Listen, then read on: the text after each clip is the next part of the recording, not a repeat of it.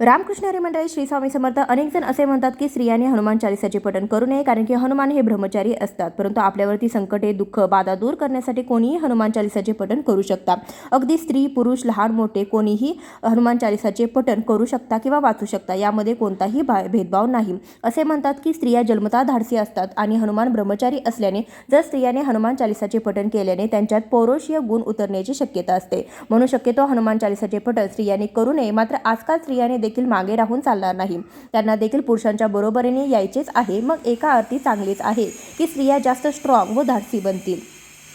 हनुमानाने स्वतः अशोकवाटिकामध्ये जाऊन माता सीतेच्या दुःख व कष्टाचे हरण केले होते. त्या साक्षात प्रभू श्रीरामाच्या अर्धांगिनी असताना त्यांचे दुःख दूर केले. तर आपण एक साधारण स्त्री आहोत. आपले दुःख तर सीतामातेच्या दुःखासमोर काहीच नाही. हनुमान चालीसा वाचल्यामुळे मनातील भीती नष्ट होऊन आपण धाडसी बनतो. आपल्या अनेक इच्छा पूर्ण होतात.